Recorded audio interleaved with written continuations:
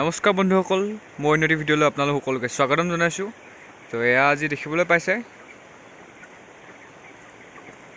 মোৰ ব্ৰইলাৰ ফাৰ্মিঙৰ আজি 24 নম্বৰটো দিন। তো এনেকুৱা ধৰণৰ দেখিবলৈ পৰিৱেশটো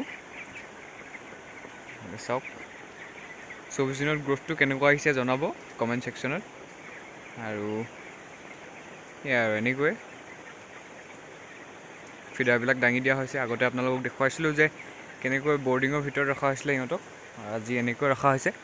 তো এইখিনিত মই দি আছোঁ সিহঁতক অলপমান CRD প্ৰব্লেম দিছিলে, তো সেইবাবে মই ইহঁতক এণ্টিবায়'টিক ভেকচিনেশ্যনটো কৰাৰ পিছৰ পৰা কণ্টিনিউ এতিয়ালৈকে আচলতে এণ্টিবায়'টিকে দি থকা হৈছে। সেইবাবে ৱেইটটো অলপ কম আহি আছে চাগে। মই ৱেইট কৰা নাই, পৰহিদিনাখন ৱেইট কৰিছিলোঁ, তেতিয়া প্ৰায় 70 গ্ৰামমান কম আহিছিলে। তো ভাবি আছোঁ আৰু যে দুদিনমানৰ পিছত আকৌ সিহঁতক ভিটামিন আৰু কিবাকিবি দিয়া হ'ব, ভিটামিন কেলছিয়াম তেনেকুৱাবিলাক। তো ঠিক এনেকুৱা ধৰণৰ।